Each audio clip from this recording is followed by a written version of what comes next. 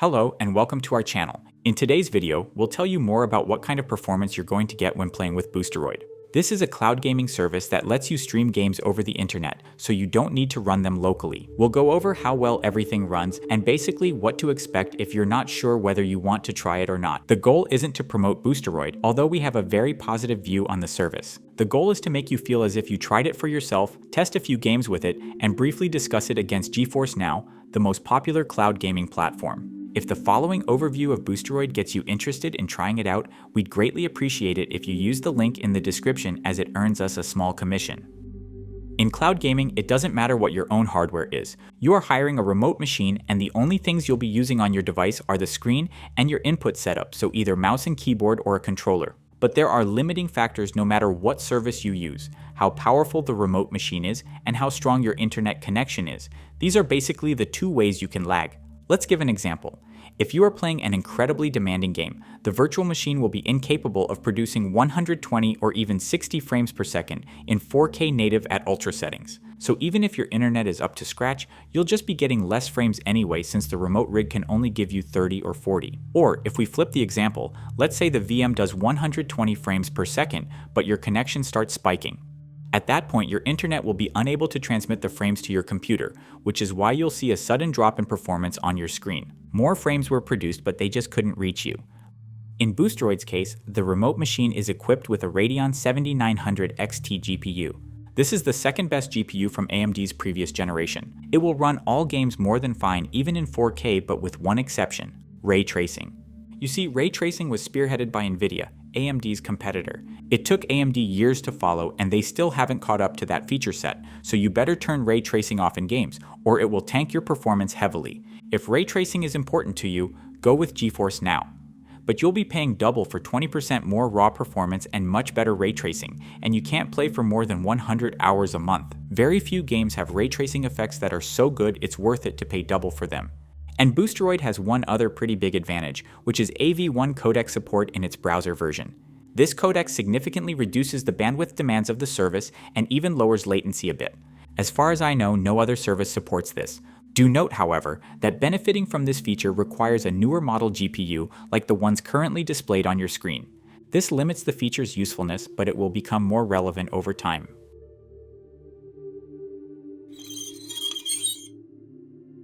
I'll take the time here to just explore some quirks of Boosteroid in both the app and the browser version. Frankly, I see some really weird bugs in terms of user experience.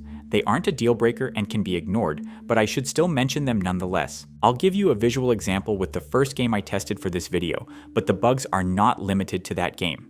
These things have happened many times, and the first thing is that immediately after you launch the game, it doesn't automatically start. Boosteroid opens an instance of the Epic Games launcher in this case, since that's where I'm trying to launch Callisto protocol from, but the game doesn't start on its own. Instead, I have to do this weird dance of searching the game, clicking to go to the library, then clicking install, then canceling it. The launch button appeared only after I did all that. This doesn't happen every time. Sometimes the game is immediately on the left in the quick bar, but it's certainly going to confuse someone who encounters the bug for the first time. And there was one additional bug that was even worse, although I'm not sure how exactly I triggered it. I think it's related to switching from the native app to the browser version and vice versa, because I never encountered it before.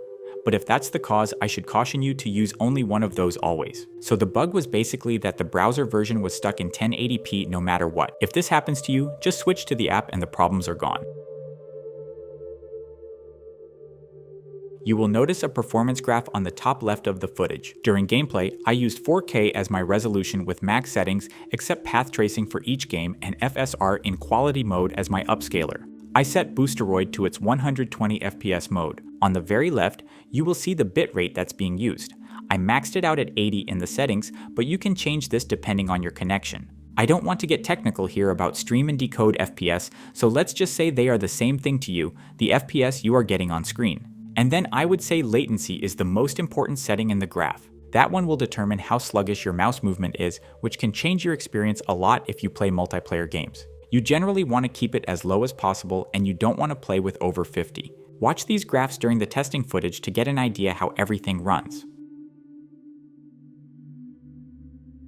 The game ran practically flawlessly even at 4K with full ray tracing. I said earlier that AMD cards aren't good with ray tracing. While I stand by that statement, I'm really impressed here because Callisto is a very demanding game. The only performance drops I felt were slight hitches whenever the scene changes abruptly, and the game loads a lot of stuff at the same time. These were gone when I turned off ray tracing, but the performance drop is very small for what you're getting. Just to be clear, the game ran at nearly 120 frames per second throughout my entire run in the prologue, but this is a game from 2022. Let's try a game from 2025 next.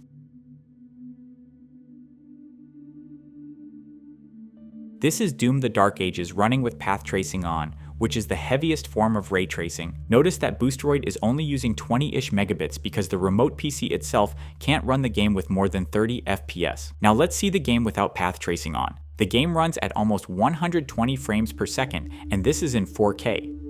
But this is a first-person shooter, and one of the most important things with them is mouse movement. And there is some latency that I feel around the mouse, although fortunately not enough to ruin the experience. I started playing around with VSync options in the game settings to see if I can mitigate this somewhat, but I didn't notice a change. I started blaming Boosteroid, then I noticed it's actually the game's fault because there is mouse smoothing.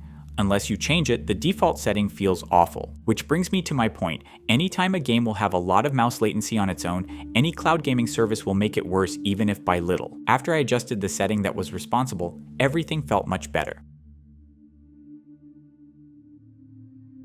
Dying Light 2 proved my earlier points. The game runs perfectly even with all the ray tracing options maxed out, and there is no problem with latency if you take care of any mouse smoothing the game introduces.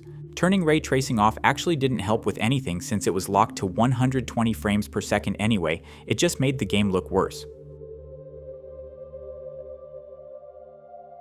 I planned 2 more sections about Fortnite and CS2, but honestly there isn't too much to be said. Both games ran practically at a locked 120 frames per second throughout my practice sessions with minimal delay, although I should report that Counter-Strike 2 felt worse in terms of latency. Adjusting the mouse settings there also helped a bit, but it's interesting that Fortnite was practically perfect right off the bat. Okay, so who should try Boosteroid? I always say try it for a month because it's cheap. Cloud gaming isn't perfect, but it's very good for an occasional gamer who just wants to jump in without upgrading hardware. Especially since I was surprised to find here that even ray-traced games run fine. Nvidia's GeForce Now is better, at double the price for the same tier of performance. And Boosteroid runs promotions for price reduction basically all the time, probably because they are starved for attention. GeForce Now reduces prices only occasionally, maybe around Black Friday or so. So I absolutely recommend trying at least one of these, and I recommend Boosteroid just because it's cheaper. As an added bonus, you can switch to other devices like a 4K smart TV if you have a controller or a wireless mouse and keyboard lying around, or your phone, or basically anything that has a screen and access to the internet. And so this brings us to the end of this video. If you are also interested in hearing what I've got to say about GeForce Now, we have a separate video about it that should now be on your screen. Take care until next time.